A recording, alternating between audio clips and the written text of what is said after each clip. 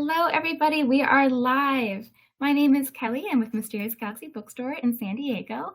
Thank you all so much for joining us for today's event. I'm so excited to be here tonight with authors Tori Eldridge and Tracy Clark.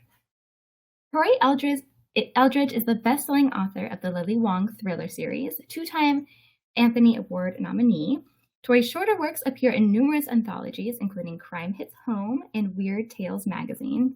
Before writing, Tori performed as an actress, singer, dancer on Broadway, television, film, and earned a 5th-degree black belt in Toshindo Ninja martial arts. I'm not intimidated, you are. Tracy Clark is a multi-nominated Anthony Lefty, Edgar, Macavity, and Shamus Award finalist. The Cass Baines and Detective Foster series grew out of her desire to see capable, competent African-American females on the page as major players in their own stories. Her next book, Fall, book 2 in the Harriet Foster series, releases in December 2023, and you can pre-order that right now.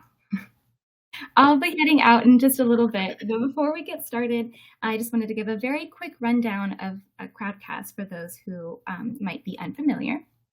To the right-hand side is the chat section. Please use this to chat amongst yourselves, but be sure to not ask your questions for the authors in the chat. Save that for the little question box, which you can see if you click that little question.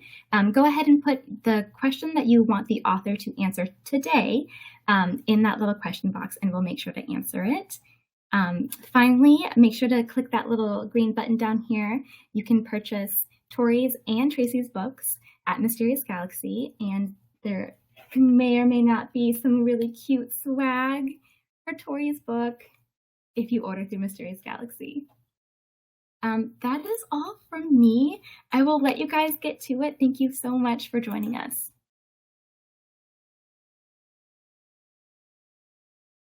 All right, get to it, Tori. Thanks, Kelly.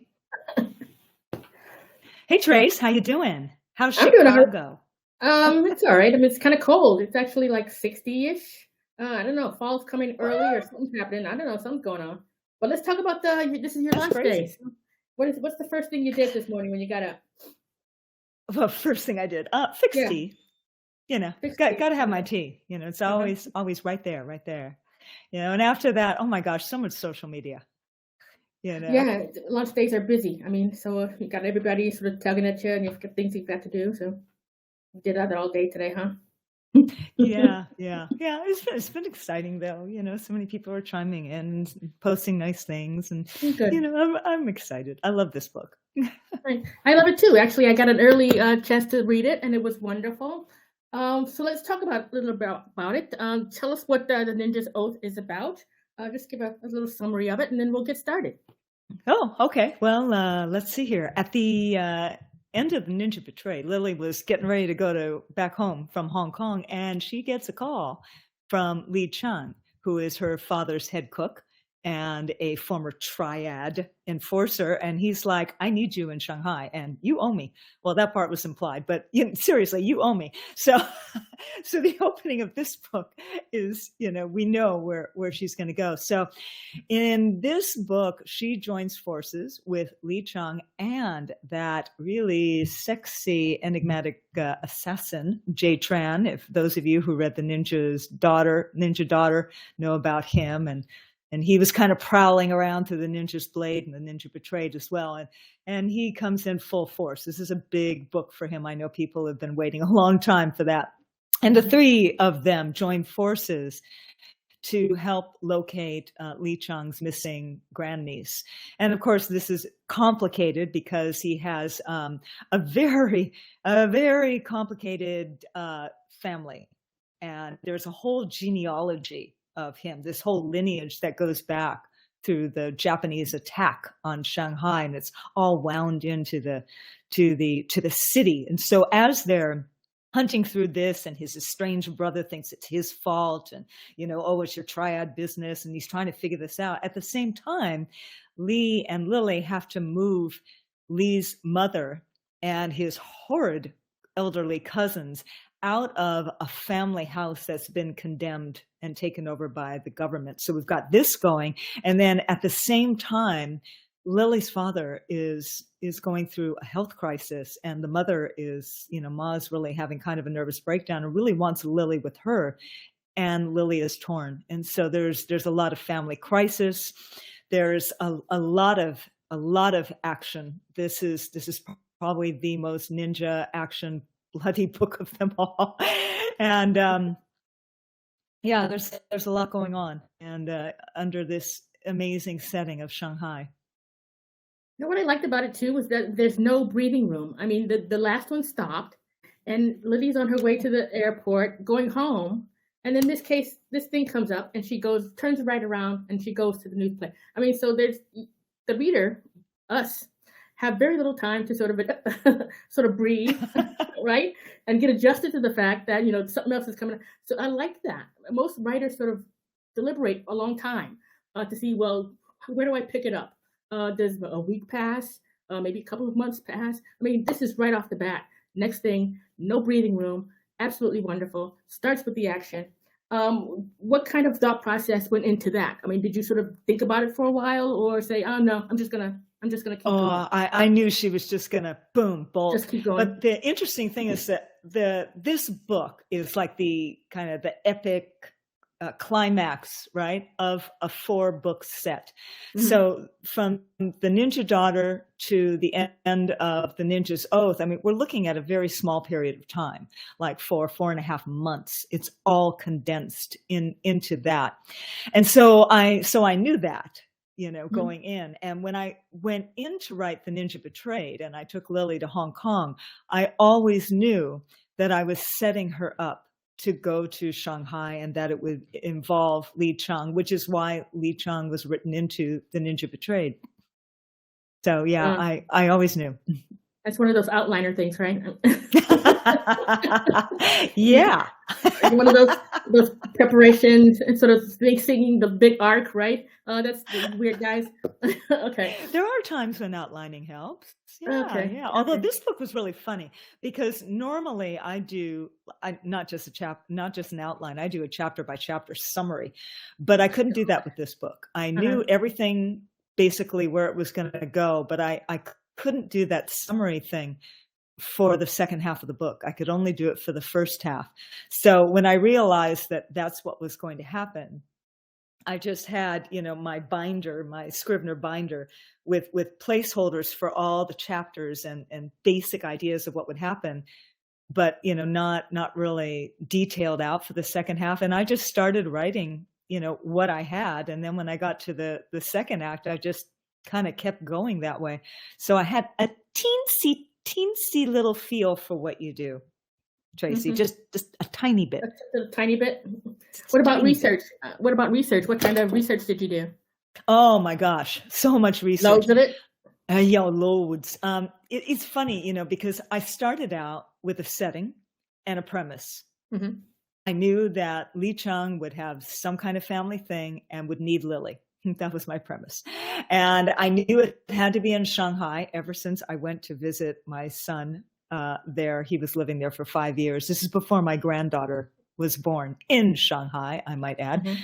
And I didn't get to see her. But from the moment I went to visit, I knew that would be the next place that Lily would go. So I started with research.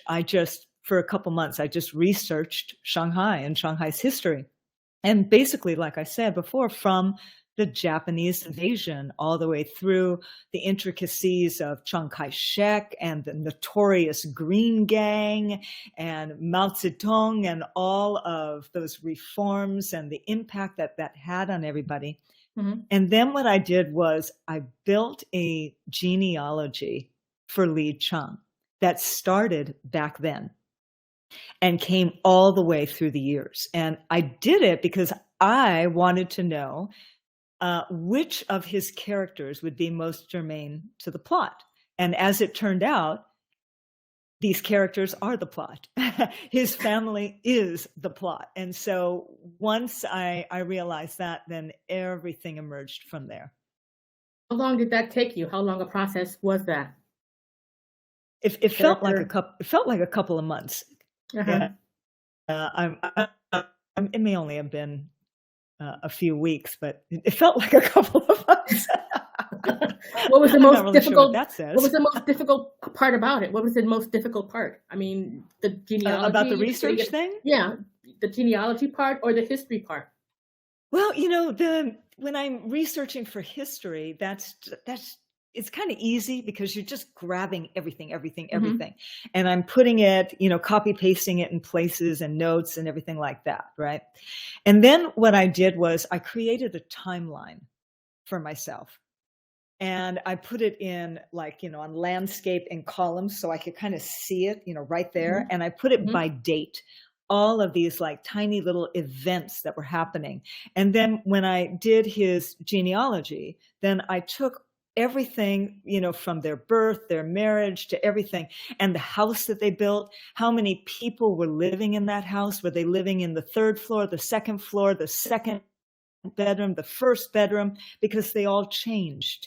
It Mhm. started as a family house, and then, Mao Zedong, the communists, they took back those properties and split them into apartments and rented them out to strangers, and all these different things happened before Li Chang was able to get back this house in his Mhm. possession. So in my timeline, wedged into the timeline of Shanghai, are all of these family events and notes for myself. Who's living where are they going? Who was in the famine? Who was this?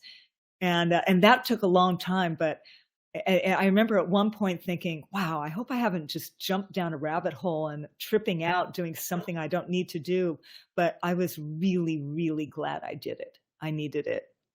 Well, once you were done, was the writing easier as a result? So once you had that foundation, all of that information, all of those timelines all together right in front of you so you could see them, was the writing sort of easy to do, or were you still sort of hunting and pecking as most of us weirdos over Nothing here do? about writing is easy.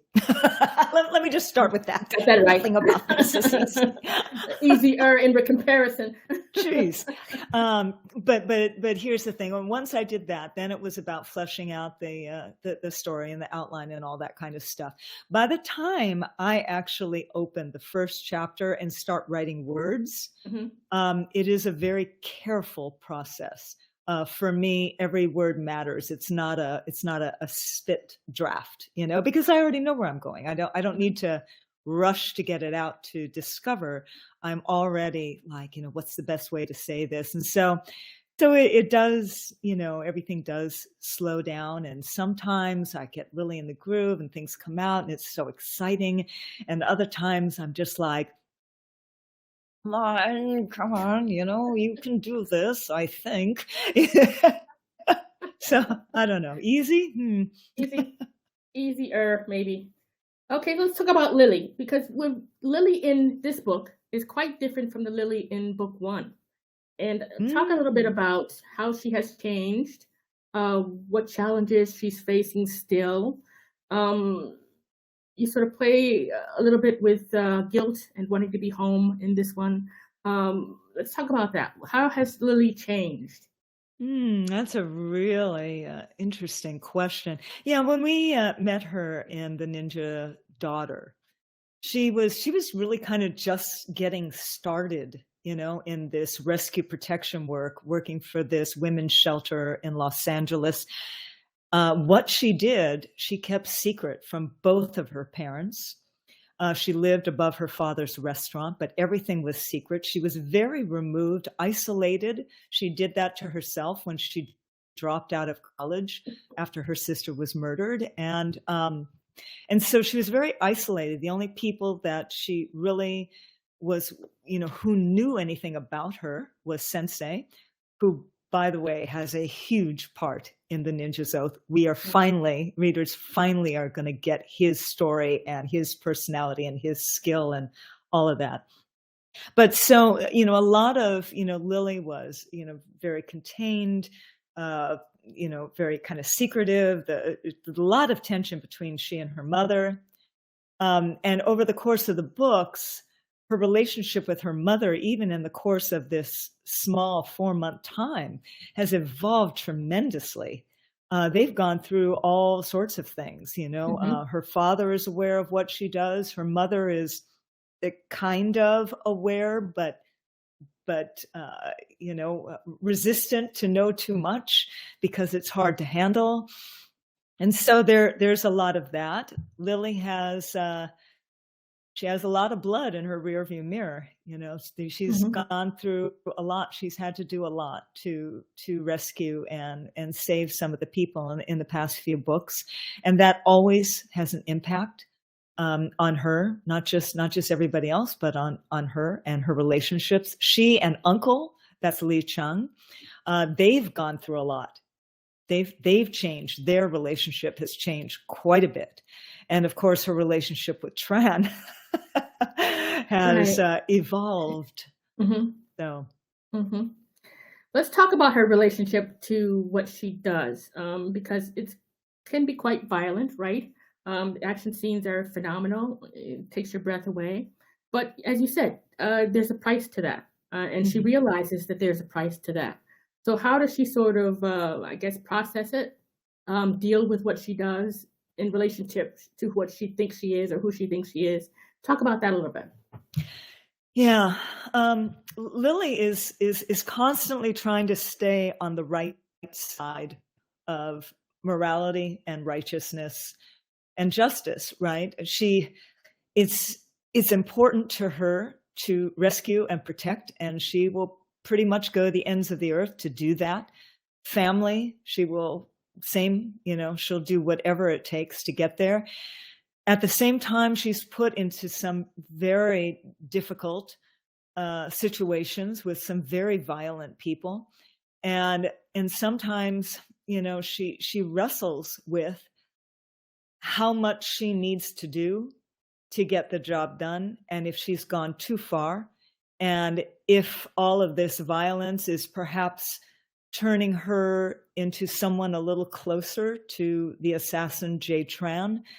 He's quite a mirror for her. She's very attracted to him, but she's also repelled by him, and she's also very concerned because she's always questioning, looking at him like this dark mirror, am I like you? Am I becoming like you? And so there's that challenge there. And so that's always, that's a hard thing. That's always getting to her. What about her relationship with Sensei? Because I think she learns a little bit about him that she did not know before. And it's quite surprising the depth of what she did not know. So without giving too much away, I don't want you to sort of give too much of the plot away, but talk a little bit about that relationship. Oh, I would love to. Yeah. I mean, the Karate Kid movies, remember Mr. Miyagi, right? So Sensei is kind of Lily Wong's Mr. Miyagi, right? She's basically his only student now, and he's a personal student, and she can show up at his home dojo and have tea and get wisdom or get her butt kicked and learn techniques and get pushed hard and all of these things. And that's what she knows, and she's always called him Sensei. He's never given his name. She's never intruded to ask for it. He's told little bits. She knows he moved in from Japan. She doesn't know much more than that. And again, there's this sense of respectful distance from her to him, understanding that there may be things that he doesn't want to share. And she has never pushed in all of these years. She's been studying with him since she was 12, and she's now 25. So there was a lot of trust. There's a lot of respect there. But there isn't a lot of in-depth knowledge about his past. There's great in-depth knowledge as to who she believes he is and how he walks in the world, but not about his past. And so in this book, I knew that I was going to tell his story and bring him very prominently into the story. And one of the first things I did was I called up my ninja teacher, the co-founder of Toshindo, and Stephen K. Hayes is, he's pretty looked at as the Western person who brought the ninja, to the West. When he went to Japan, there were only a dozen people in the dojo studying with Hatsumi Sensei. So it was really in the early days of this renowned thing. Now there are, oh my gosh, thousands and thousands and thousands all over the world. And so I wanted to talk to him, and I said, I really want to dive in. I want to pull in this. I want to create this lineage and this history and this lore for Sensei, but I want to make it plausible, and I want it to blend in with what we all know to be true, and and the ninja history and mythology that practitioners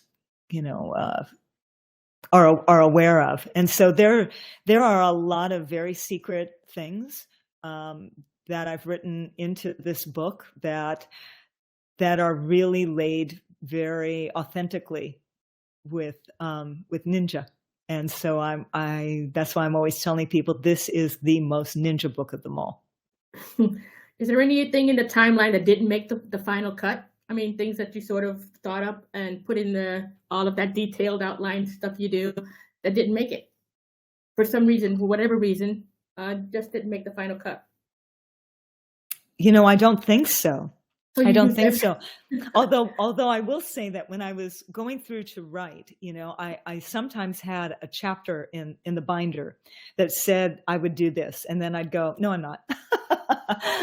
Or it said, you're going to go here. And I'm like, no, I'm not. Mm-hmm. And then I would hit a chapter and I'd go, no, I need this new chapter. I need this thing. So I would do that. So I think it happened in there. It was more that kind of a thing than writing the whole book and then having myself or the editor or somebody say, nah, cut that chapter. Mm-hmm. That didn't happen. Okay, let's talk about family, Lily's family, because in book one, what she's doing is a secret. I mean, she's not telling anybody what she's doing. She's sort of, Batmaning it all around. But Batmaning it. Right. So book 4, her mother knows, her father knows, the people who are close to her know what she does. Talk about what sort of influence or what effect that has on what she does, how she does it, how far she goes. That sort of thing. Yeah, it's really interesting to me, because Lily is integrated with her family. She isn't this lone wolf, Jack Reacher type or something like that. And so she used to constantly communicate with her parents, but it was not necessarily about what she does. This time she is in constant WeChatting conversation with her mother. WeChatting is something that I did when I was traveling too, and how I would, converse with my son when he was in Shanghai. So it's a very familiar way of communicating for me, this whole WeChatting. That's why I wrote it in there. And you can video chat as well. And so because her father is in the hospital and these things are happening and her mother is stressed out, they are in constant communication. So they're not just in communication about what's going on with him, but also what's going on with her mother, how her mother's feeling, and her mother sees cues on how Lily is doing and the bruises that start appearing that Lily is trying to hide, and the things that happen to Lily and or her phone that make her incommunicado for long periods of time that create, dramatic, stress for all of them. And so all of a sudden her relationship with her parents, this time through her mother because her father's in the hospital, is woven and part of all the drama that she's going through in Shanghai. And so I think it really heightens the relationship and adds a lot of depth between them that I really enjoyed writing.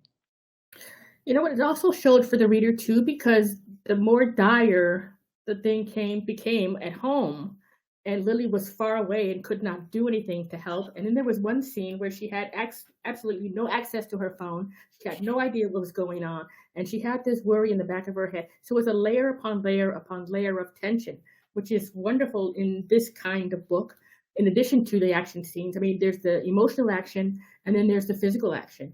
And so how did you sort of weave all of those elements together without losing the poignancy of each one of those elements?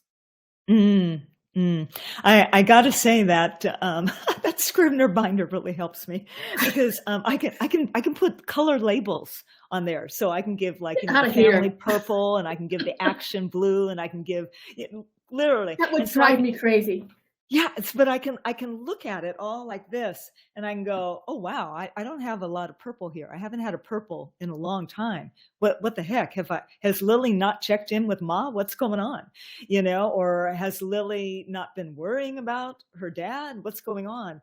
And so that helps me to keep the pace because we've got Li Chang's drama with his family, so that's got to keep going. We've got the whole hunt and the adventure, excitement, thriller aspect of this missing grandniece.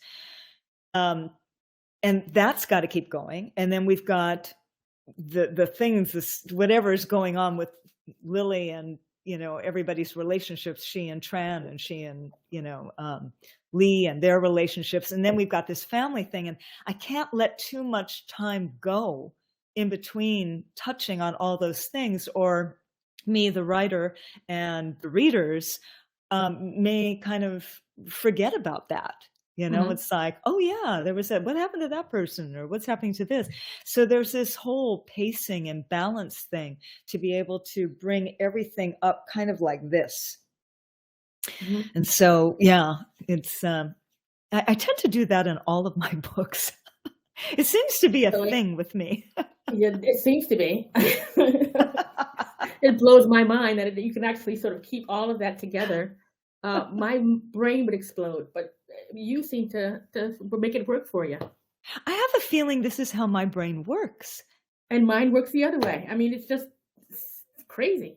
Yeah, like even when I'm just like in conversation with my husband or something, it's like, here, all these things, and they all come together. It's not this nice, orderly, linear, follow the train of thought. Sometimes he's like, okay, non sequitur, can you connect those dots for me? Where is your brain now? So I think that has a lot to do with in here. Okay. All right. You've done standalones. Dance with Flames was absolutely wonderful, your last book. Aww. And then you have delightful. It was very beautifully written. It was almost lyrical. It was almost like poetry. I loved it. But it's quite different from the series thing. I mean, series have a different sort of a pace and different sort of a thing that's going on. Do you have a preference? Which one do you sort of would just your heart go to first? I'm more of a series person, but you might be different. I mean, what do? You like sort of changing it up, or what do you like doing? I seem to lean toward series. I think I tend to have a long view. So even when I'm writing a short story, like the whole Lily Wong thriller series came out of me writing a short story. I wrote a short story and Lily Wong appeared on the page. And I realized that I had written a pivotal scene, possibly even the first scene of a book that would start a series. This happens to me a lot. Dance Among the Flames came from a screenplay. There are other books in my brain that could follow that book. So even though it's a standalone out in the world, in my brain, that's not necessarily the end of it, and anybody who's read Dance Among the Flames, got to the end and may have thought, like me, I can see where this could go. Yeah. And so, right now I'm putting up the final polish to submit another book that dives into my native Hawaiian ancestry and the issues that Native Hawaiians are going through today, wrapped up in a mystery. And that again could start a series. So I guess I think I lean toward series. Any thoughts of where Lily Wong might be able to go if you weren't completely finished with her? Is she still up in here? Well, I can I can tell you that on November 10th, there's going to be a Lily Wong short story in the Joe Ledger Unbreakable anthology. So that's Awesome. fun because Lily Wong gets to play with Joe Ledger's Echo team. And Ah. that's a hoot. And that's a fun short story because in my brain, in the timeline, it happens before the Ninja Daughter. Oh, So okay. so that's kind of neat. As far as future Lily Wong books, I don't know. I left the door open. I have, ideas of, what I might do, but, Mhm. right now, writer wise, I'm in my Hawaii stage in my head. And are you researching your Hawaii stage, or? Oh, well, that started with research as well, because I knew I wanted to dive into the Hawaiian homelands issues, but it all came out of a short story that is in the Anthony Award-winning Crime Hits Home anthology. And I wrote that short story, here we go again. And I went, you know what? I just did a premise for a novel, and a novel that could write a series, that could start a series. And so, that's where I went with that. And interestingly enough, I went about it almost the exact same way I did the Ninja's Oath. First, I started with all sorts of research, and then I created a lineage, with this beautiful family tree that goes back and all this stuff. And then out of that came the story. So maybe that's a thing. Do a lot of your novels sort of start with short stories? I mean, it's almost like throat clearing, right? You write the little shorter things, and then you can see where it can go, and then the novel sort of springs up. Yeah, and I think too, because sometimes writing short is hard. I think even when I'm writing short, I tend to still think big. I once wrote this for an apocalypse anthology. I think it was called Never Fear the Apocalypse. And my short story ended up being 10,000 words. It was very long. It was long fiction. And it set up a thriller as well. And I finally wrote that. Unfortunately, it hit too close with the pandemic. And so I had to shelve that. Maybe one day I'll get back to that. But that was another thing. What about zombies? You ever think about writing about zombies? Zombies? No, I have not. However, I did do a cameo in a zombie movie. Oh, yeah? Yeah, I did a cameo as the author of The Ninja Daughter in my... Get out of town! I kid you not. It was so funny. I met this director guy. I was like this guest speaker for I think it was the Southern California Writers Conference. And so I gave the speech and everything. He came up later and says, would you do a cameo in my movie? And I'm like, okay. So I had my gi on and my belt, and I have my book in my hand, and I was in the hospital, and my reporter daughter was in the hospital, and I'm around her bed, and I'm like, yeah, you should have studied more about what I do. You better read this book. And I dropped it. It's just like, what? It was hilarious. It was really funny. You've had a sort of an eclectic career. I mean, is there anything you have not done that you still have on your bucket list? Oh, on my bucket list. I can imagine what it would be, but I was going to say skydiving, but that is not on my bucket list. Yeah, I do not want to do it ever. Either. It's dumb. It's stupid. I get up a perfectly good plane into the air, but whatever.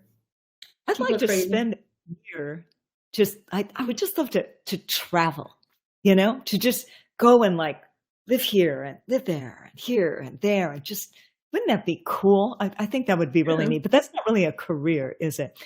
Yeah. I don't know. When I was a singer, I wanted to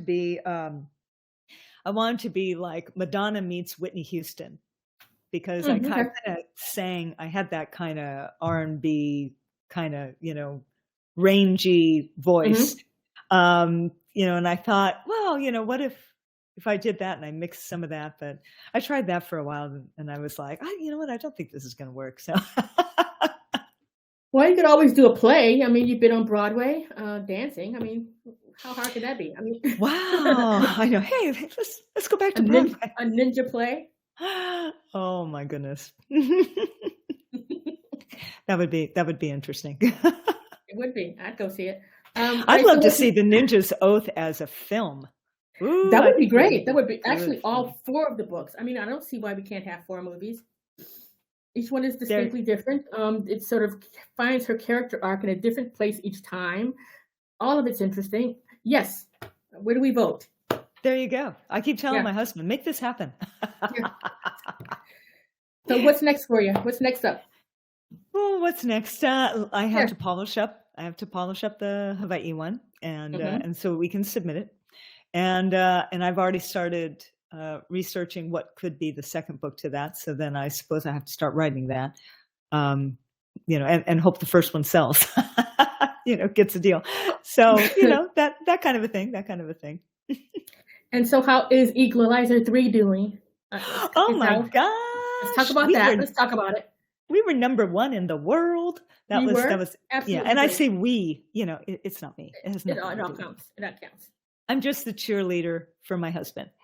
But I have to say, it was a big action adventure month for us. It's like, wow, this is kind of cool. But yeah, the film did real well. We got bumped into second by a horror film, this week, but it's doing very well. I went to see it, and because I had to wait, but then I finally got to see it, and it's exciting. It's scary.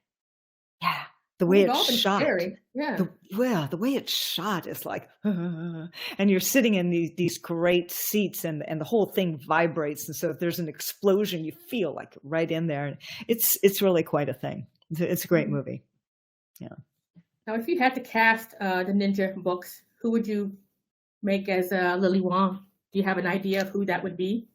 I did before, but then that's kind of it's kind of phasing out, and there are new actors involved. So I kind of stepped away from that kind of fantasy, that fantasizing.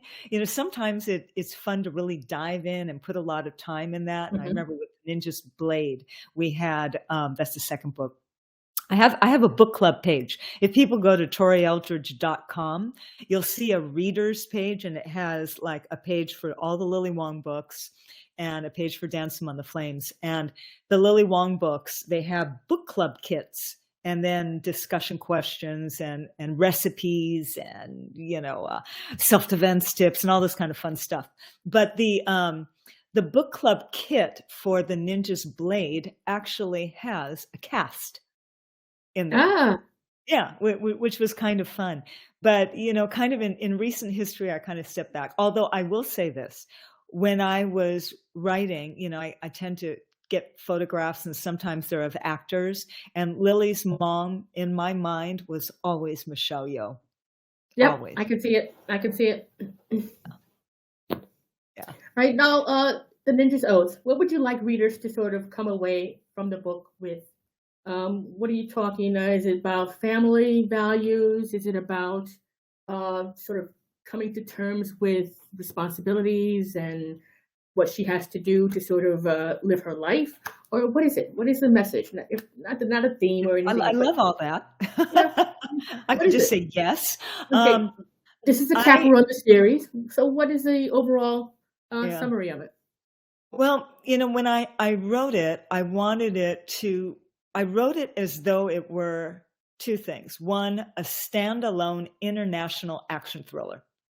That's boom. That's why I say out of all the books, it would make the best movie, because it is the biggest. It is extra in every sense of the word. And so that was really important to me, that readers could be introduced to the Lily's world in this huge, epic thriller, and then go, I want to know more about her. I want to know, where she came from, and go back and read the other books. At the same time, I wanted to really pull in everything and bring back all the characters that I know the readers were really interested in, especially J-Tran.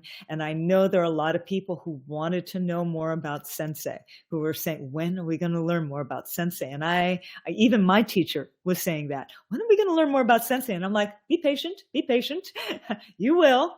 And so, I knew that this was going to be the one. So it was very important to me to really crescendo all of these books and all of these characters and all of these relationships that have been going on in this series, and bring it up into this, I hope, very satisfying, very climactic finish, while still leaving a door.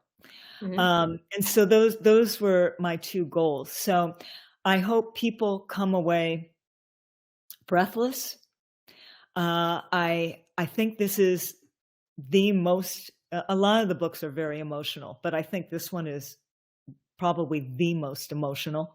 And so there's a lot to be said about family, not just Lily's, but Lee's, and what's important, and what you're willing to do, and the sacrifices that you're willing to make, and the choices that you make based on family. So that's a huge one. Family is huge. Loyalty, family, filial piety. Yeah, all of that. Well, I think you nailed it. I'm no expert, but I think you nailed it. That's all the questions I got. So if anybody out there has a question for Tori, put it in the Q&A there, and we'll have her answer it for you. Well, I see one of them that says, what drew you to this genre for writing? Oh, there you go. Well, that's an interesting question. Here's an interesting thing. There are a lot of writers who are really firmly saturated in their genre. Like, they grew up with mystery books, or they grew up with crime fiction. They grew up with horror. They grew up with, detective novels, whatever. And so this is the genre they've always read, always loved, always wanted to write, and then boom, that's what they did. Right. I'm not one of those.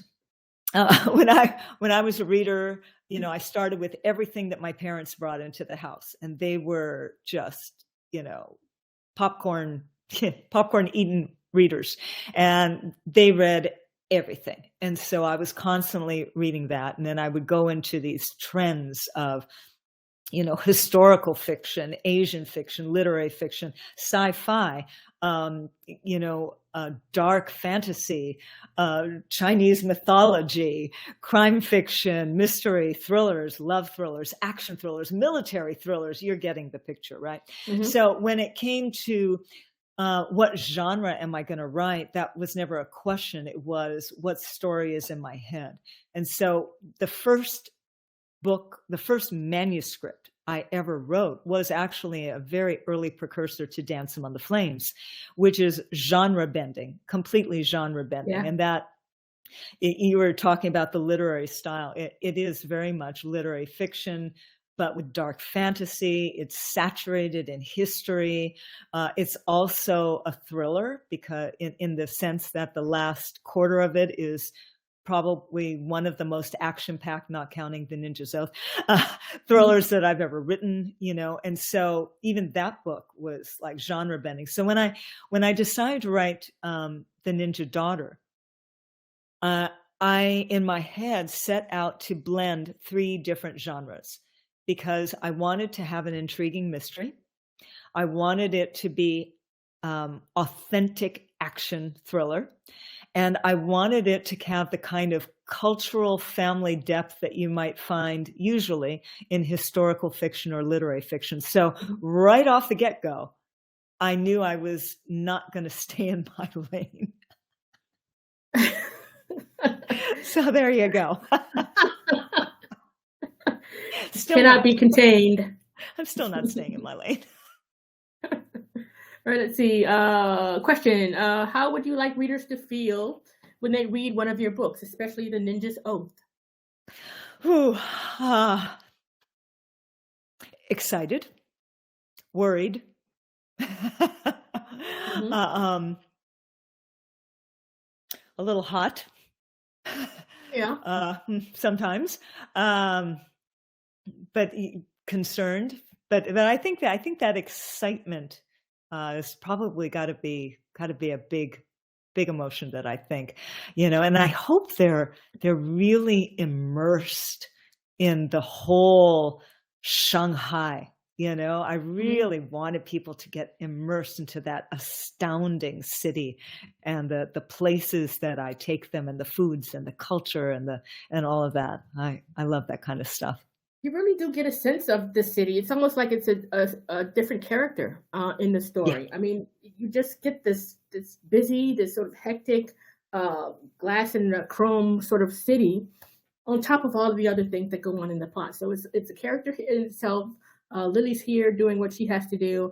We've got these tremendous action scenes going on top of all of that. I mean, it's just absolutely propulsive. Yeah. So I think I think you did okay. You did a good job. Did all right. It was all right. You did all right. It was mildly entertaining. It was fantastic. Don't sell yourself short. All right, it was great. Any more questions? Lord. Let's see. Let's see. We got a few. Oh, what can I do this one? What can you share about Lily and her relationship with Daniel? Daniel. I bet you read The Ninja Betrayed. That's what I'm thinking. Whoever asked that question, I'm thinking you read The Ninja Betrayed, because that has actually, oddly enough, a lot of romance in it, and it is with Daniel. And romance scares Lily more than fighting triads. So that's a thing. And so that was an interesting relationship. Her parents and her grandparents had been setting her up and pushing her toward the perfect Chinese son for the last 2 books, and he happened to be in Hong Kong when Lily was there. And so they had an opportunity to date, but there were a lot of layers in there because he had a lot of expectations and things that he envisioned in a woman and in a relationship, and they didn't always gel with her. And so that was a really kind of an interesting evolution with them. But I don't want to say too much because I don't want to blow anything. All right, let's see. Was the first chapter jungle raid scene planned from the beginning? It starts the book with a bang. It certainly does. But talk about that. Thanks for asking about that. Yeah,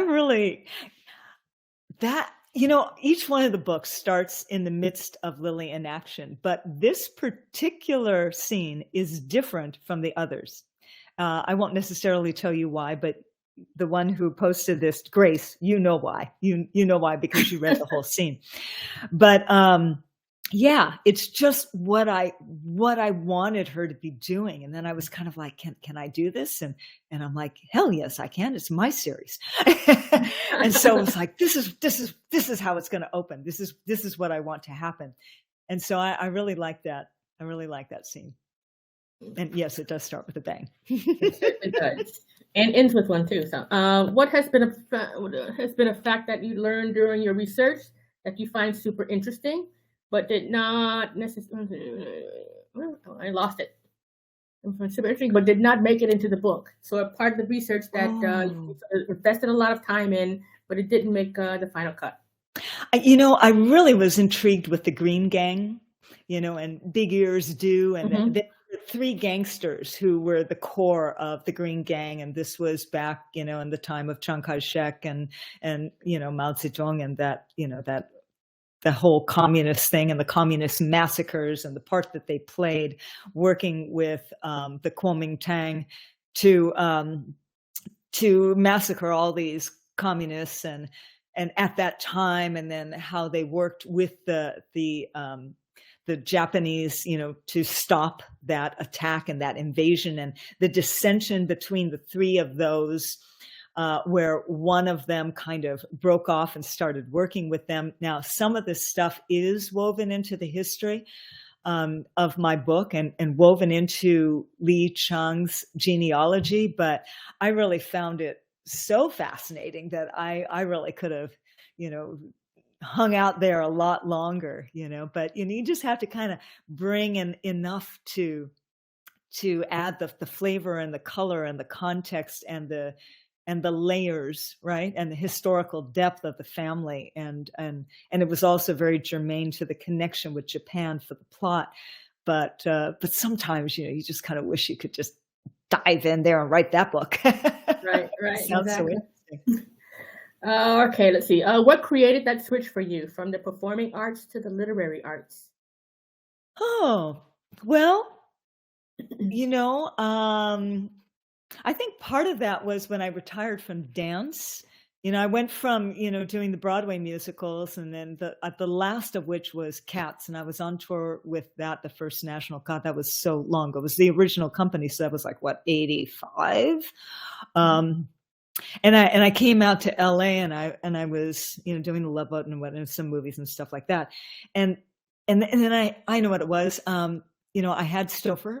I got pregnant. Half of my face went paralyzed. And so it was kind of like, oh, I guess maybe acting is kind of done. Yeah, if you ever see anything weird in my face, that's why. There's still a partial paralysis from Bell's palsy. Interesting things you learn on Crowdcast. But so, there I was with all this kind of creativity, but, the performing thing seemed like it was going to go out. And I was always reading. And my husband at that time was just starting to get into producing. And I remember him saying, you read all the time. You should write something.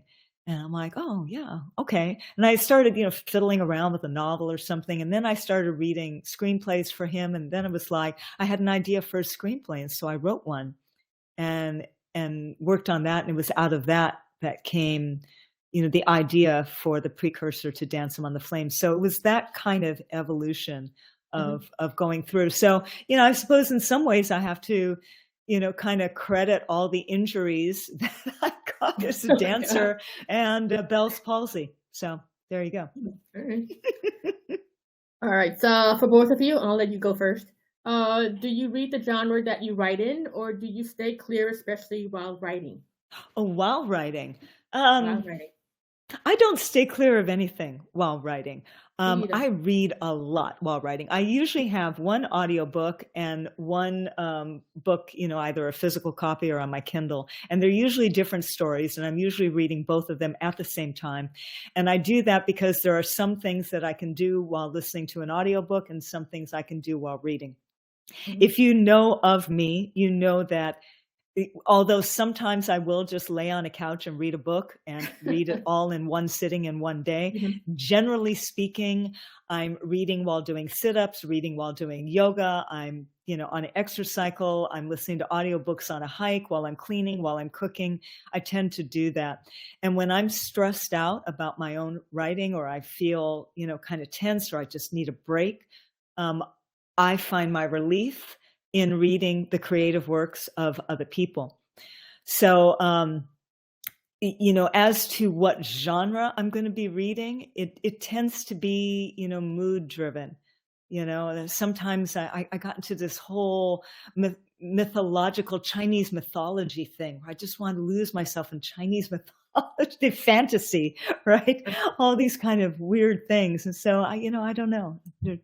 Nothing in particular. How about you, Tracy? I'm about the same. I read everything all the time. I'm a reader first before I'm a writer. So I just like to read. I read all the time. So I've got 2 or 3 books going at the same time, except for the exercise part. I would probably the same. I just read whenever. I read in the bathtub. I read whenever I'm sitting down. I'm always reading. So it doesn't affect what I write. I write what I write. It's my story, not somebody else's. And so the 2 parts of my brain don't sort of mix. And why I write in the genre that I write in, I kind of like killing people. I mean, at least on the page. And I think you like following the clues. I love it. I love the puzzle part of it. I love the puzzle. I like the dead bodies. I like the figuring it out. That's how I like it. And so that's what I write. Yeah. Yeah, I'm with you. I've never worried about, nor have I felt my writing, being, suddenly in somebody else's voice or something, I've never had that. I don't think you could if you tried to. You could not write like somebody else. You just can't. It's your voice. It's your head. The characters come from your little prickly spaces, and you couldn't write like Walter Mosley. I couldn't if I tried. You know, and you couldn't write like anybody else. You write like you write. You know what I find is interesting, and I wonder if this is the same with you. I marvel at how different a scene would be that I wrote today if I wrote it 3 days ago or if I wrote it tomorrow. It's going to be different for me. It is. It is. Yeah. Yeah. And if you now put in months, you know, like I started to write The Ninja's Oath, and I paused to write kind of, you know, the first quarter of this Hawaii book. And then I went, no, I think career-wise, I need to go back and finish that. And I went back and finished that. But I was really glad that I did, because it changed the way that I looked at it and the way I wrote it. And then when I came back to the other one, it changed that as well. So there's something very temporal about what we do in the moment immediately that is affected by everything around us, everything in our life, what we read, how we feel, you know, the day, where we are. It's, I don't know, it's interesting. You know? It is interesting. You're a different writer on a different day. And that's what makes revision so important, because you can sort of see that as you read through that first draft or that second draft, that you can sort of see the peaks and valleys. And you can sort of see, and you can smooth all that stuff out later. It's not like it's not like you have to eat the whole elephant at the same time. I mean, you can sort of nibble on it and then come back to it and put it all together. But you know, you're right. You're different writer on a different day. Yeah. Yep. All right. Any more questions? Since we got Tori here on launch day, I think you answered everything. That was so much fun, you guys. That was like really, really fun. And I'm so glad you all were here and to keep me company on this exciting day. You both for joining us. Let's see if I can get myself back on screen here. Excellent job. Our lovely Kelly from Mysterious Galaxy. Oh, by the way, you guys, I'm guessing they still have them, but if you order your copy of The Ninja's Oath, you're going to get a book plate, and it's signed and ninja stamped. This is what the book looks like, by the way. And I don't have a book plate right next to me, but this is what it has in there. It has a signature, and it has my personal Ninja Warrior chop. And so the book plates are pretty nifty. Oh, she's got one. Okay, cool. There you go. Perfect. A beautiful little tassel too. Yeah. Oh, the little lucky coin.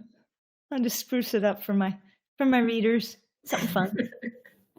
Well, thank you. You took the words right out of me. That is perfect. If you order with Mysterious Galaxy, you'll get some fun goodies. And of course, you can pre-order Tracy's book as well. Thank you both so much for joining. And thank you all of our lovely attendees for coming out tonight. That is it for tonight's event. Thank you all so much.